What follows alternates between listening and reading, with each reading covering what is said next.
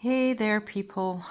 I thought I'd give you a bit of an update about my Rose Oracle, how that's been going. I have shown some of these cards in the distant past, I'd like to say. That equals, I think, August or September last year, 2018.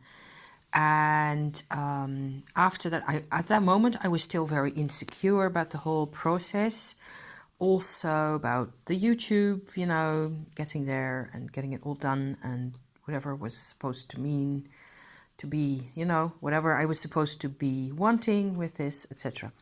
However, in the present state of affairs, I have just I'm getting into this more and more, and I just like to show you again what's been happening. So to recapitulate, this is a deck that's actually still in the process of being made, and these are just empty cards here still.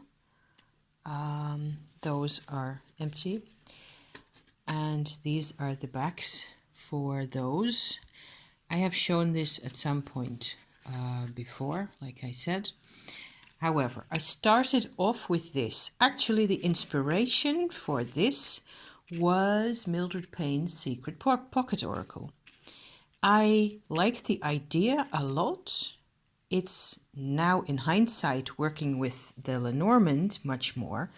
I can sort of see the relationship between those two types of decks. Like, there are cards in this thing, like this one's the Sun card. See? To me, this is just the same, I suppose, as a normal Sun card, whether Lenormand or Tarot, or Sun's the Sun. It's just that, of course, there's always details in the representation. There's supposed to be some type of rainbow at the bottom right there. And I think there's a classical European manuscript type representation. I don't know. I think it's even Kabbalah, where the rays coming out of the sun have these little gizmos at the end, and that's actually a Hebrew letter. Anyway, I tend to sort of revisit that idea when I look at that, or when I draw a sun in that type of idea. So a large part of this deck, I started on this in the spring of 2018, and I just went ahead and did whatever I liked. And in some cases, there are, like this one, for example, it's really a photo, or an image, I should call that, of a dream I had at some point. And after all, looking at it on the screen like this, I think it succeeded fairly well. I was trying to give an impression of collecting fruits, berries, and they were really big and translucent, and it was just a very happy dream. I used to have dreams like that, maybe half a minute worth or something, and it was just a glorious image and a glorious feeling, and I would just love to be able to feel like that sometimes a bit more often. So, I don't know, there's also like a rainbow shape at the top right there, and it comes back in here. So, whatever that may mean. I suppose the sun has everything to do with it. I'm just going to, go through these and show them to you, and maybe you will find this inspiring to, sometimes, if you want, you can think outside the box. And this is my box. This is just stuff I've been up to, stuff I've been collecting and putting together in order to give myself my own frames of reference, plural, because I needed that. And this could be another straight up Lenormand with the book, and except it looks also slightly like a Book of Shadows. I've seen the cutest Lenormand decks on the internet, guys. Oh my god. Drool Systems are online. But there's also an acorn right there, and there's a pot of pens, And there's another reference to a little dream I once had. There's a boar or a pig, and it's supposed to be a wood carving in the dream, with another fabulous, happy 30 seconds worth of a dream where I visited some type of very old farmyard, very sunny, very happy. And there was like this, I don't know, an area that was roped off or fenced off a bit. And on top of the wooden fence, there sat this wooden sculpture of a boar. And I think I woke up after that going like, what was that about? I don't know. I have dreams like that. And I think everybody has dreams like that, and they, you know, for some reason or other, they make you happy or they make you feel good or whatever. Here's another card that could come out of an oracle, an animal oracle deck. I'm rather pleased with that. We encountered this one, the turtle, in the wilds in Macedonia when we went there on a holiday. And I took photographs. And so from the photograph, it was easy to make the drawing, right? To get it more or less right with his face and all that. And he represents very much patience and time being on your side and not caring about any of it because you'll get there, that type of idea. So a lot of this is, some of them are easy to attribute a meaning to and others are less easy. Like this one with the berries, I suppose it will have to do with fruitfulness and with gratitude and generosity and all that type of stuff. So, and also being immersed in a natural world or in a world where you are at home, that type of thing. And this one, even though it's, you know, a bit different, it's just us having a quiet camping moment. You know, forest and trees and all that. And that's me, obviously. And we have little bags of shopping. And there's a pot in the distance with boiling water for spaghetti or how it have you. And the tent and all the rest of it. And it's pure bliss. So this would just be, you know, have a bit of time for yourself if you use it as a regular oracle. So nice greens and nice pretty greens on all that. Okay, so I just want to show these. I am just so fond of this because this is another dream I had. More trees. And it says Yggdrasil, as you can see. It is another dream I had of a really strange circular path. It was a proper path. It looked more or less like this. And the path was going around in a circle and there was no way onto it. And in my head, a voice went, this is Yggdrasil. So the world tree, right? I don't know. I don't get where I get these things. It was another happy moment and it was sunny and it was mysterious and mystical. And it had to go in here. And it would be the tree card in the Lenormand. I mean, that's not so hard, is it? So once I got started on these, I am just going through these one at a time and not really doing it in any particular order.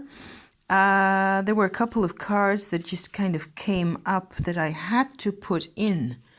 This is the Burning Man, and I still think he's pretty cool. In the region, the part of the Netherlands where I live, we still have legends and stories about the Burning Man. And in general, they are about a spirit or a phantom of somebody who had in his lifetime messed around with the posts that mark the boundaries of somebody's property. So he's supposed to walk around with his pole on his back going, what am I supposed to do with my pole? So destiny, karma, and all that good stuff, you know? So in the card here, you can see that at the top, there's like an alignment of 3 stars, or 1 star and 2 planets of some sort. So this would definitely have something to do with destiny finally resolving itself after you've lugged yourself around over the, through life for half a century, like I have, without a clue, and so on and so forth. So now that I am talking about this, I find I can actually explain what this guy means. Whereas it just popped into my head like that, and I had to have a Burning Man. Similarly, where did he go to? There's got to be... Anyway, we will get to him when we get to him, okay? I'm just going through this first half of the deck. As you can see, I am personally rather pleased with all my colors, and I think it's pretty. And sorry for the moving image, the picture, the screen is getting... So this is a bit different. This is me as an adult holding on to me as a little child who is in great pain at that stage. And we together ask for the soul to come and help us. So those 2 hands at the top of the picture are really the energy of the soul, who I believe is not necessarily incarnated in the bodies, either of these 2. The child is best capable of connecting with the soul energy because he's purest. She, I should say, is purest in its intention and in her intention, I should say. And so the little skull figures on either side would represent the, the fear and the pain that they're in, both of them. But it was really a big breakthrough moment. So this is really an experience that I had while being awake. So that's another element, right? So there is no order to these. There are no numbers. There are no set meanings or contents except for what you can get from the images. And I would just really love for these to go into the world at some point. I am finding out. So who knows, maybe at some point I'll be able to publish. That would be quite cool. So here, I think I showed this one also in one of the first intro videos I did about this. This is a bit of Provence, where I used to live, and where I had a place where I had a really emotional sense of loss from, not being able to go back to my mum, who used to live on the other side of this hill on this side. And there's an old windmill on top of the hill. So it's really there's really a great sense of stuff getting to me that I find very hard to handle. So it's very emotional, and it's also quite pretty. And, there's swallows in the sky and all that. And it just goes really with this because it's so personal. And that's what I want with this, let's call it a deck, because it's my collection of things, of thoughts, of events, of experiences, everything, Here's another one that I suppose applies to the crypt in Chartres that we visited. It's really just Notre Dame sous terre, Our Lady under the earth. That's really a term from Chartres. But it's an impression of the way it would feel to visit any shrine that is really in the earth. So I love this type of place. You have to drag me away, and this would be a fig tree.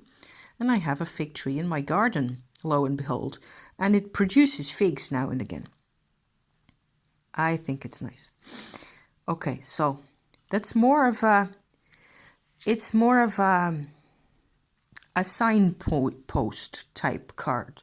It would be a card to give you courage, a card to connect you with the earth, with your own, with your body, with your root chakra and all the rest of it. So it's like adjusting or aligning yourself with that type of energy, if that's what you're looking for. It's really a goddess or an earth goddess card.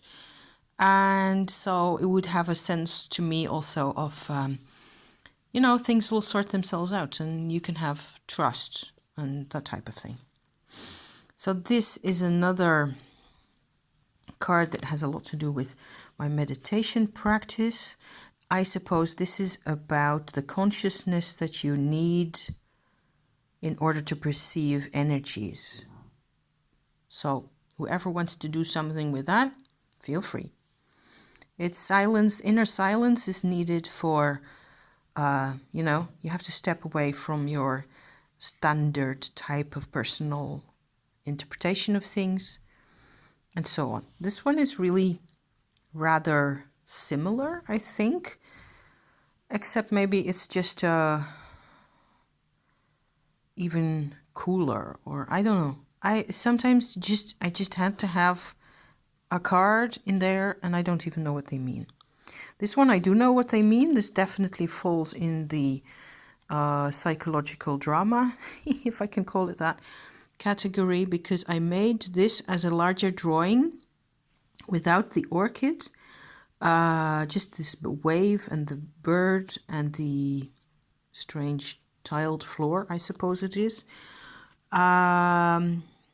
When I had an emotional revisiting of the foster home, and that has been the beginning of a lot of getting a lot closer to my own emotional life, which had been completely buried before that. So it's a breakthrough moment. It's also quite scary. It's very sad, very poignant, and there's also hope, and there's fire and life and all the rest of it. So it's not like Lenormand, this one. Definitely not. And so moving on.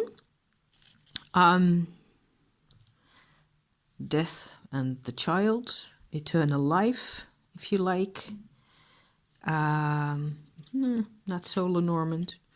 The lovers, yes, both tarot and in one interpretation it could be a Lenormand card as well. You know, you could see this as the ring, or you could see it as the heart, or whatever you like. This one I showed in my earlier videos. It has a little Lourdes type organization down here. So it's a lot about shrines in the land and all that type of thing. So it should go with that one up there.